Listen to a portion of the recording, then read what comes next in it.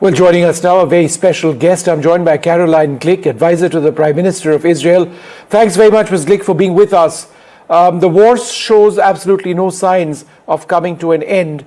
In the absence of regime change in Iran, is it your concern that this could actually go on for a considerably longer period of time? Well, I don't know. I mean, it's only been going on for 5 days. So, we've already achieved more than we had expected at this point in the war. So we're ahead of schedule in terms of achieving our objectives of destroying Iran's capacity to cause mass death and mayhem through their missile and nuclear programs, as well as through their naval aggression to the outside world, and also to taking on regime targets in order to set the conditions for the Iranian people to be able to achieve their goal, their long-sought goal of freedom from the regime that has kept them under its jackboot for the past 47 years. So I think we're feeling very good about where we are in terms of the progress of this war. And this is a goal-based operation. So when we achieve our goals, that's when the operation will end. There's no stopwatch saying, oh, it's an artificial time point and we have to end it. It's only 5 days. How would you respond to those? And I think there is a bit of validity in this argument that it's a battle of attrition in the sense that how many more ballistic missiles and drones does Iran have versus how many more interceptors does Israel and partners in other countries in West Asia have? And that's going to determine the military outcome at one level. I think that that's a little bit simplistic because it's not looking at the actual data on damage and destruction. And so what we're seeing already is after 5 days, you have over 85% reduction in the number of missile strikes, over a 75% reduction in the number of drone strikes coming from Iran because of the devastation of their arsenals and of their launchers. So, if you're talking about attrition, it's a very short attrition. And in the meantime, neither Israel nor the United States nor the other countries in the region are lacking interceptor missiles. So I think that in general, that might be a good equation for trying to figure things out. But in this case, it's not a matter of attrition, it's a matter of destruction. Ms. Glick, if you are talking about destruction, then what about the continued Iranian attacks on oil fields? For example, in Bahrain, there's been an attack today. 2 days back, there was an attack in Saudi Arabia. The Straits of Hormuz has been closed.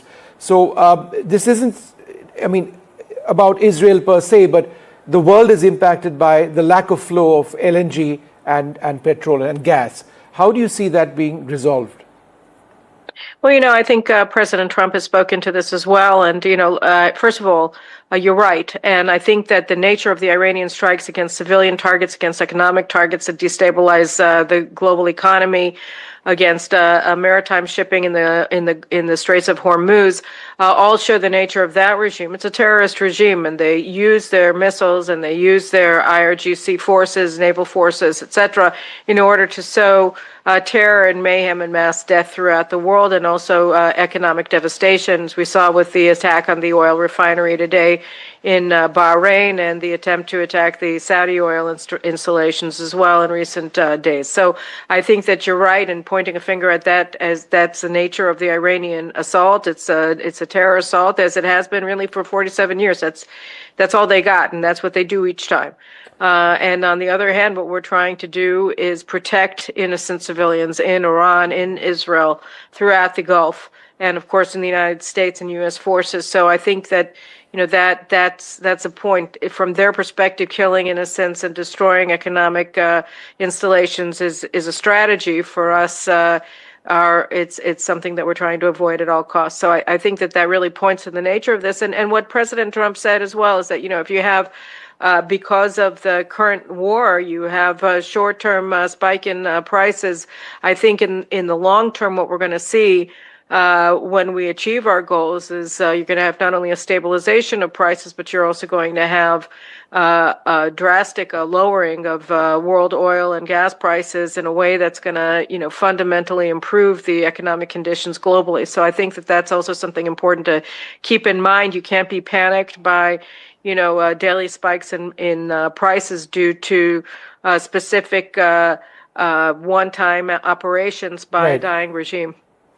All right, Ms. Glick, thanks very much for speaking to us, and do stay safe. Let's hope this violence ends, and I'm sure we all want it to end everywhere so that there is a peaceful resolution one way or the other. Thanks very much indeed for being with us.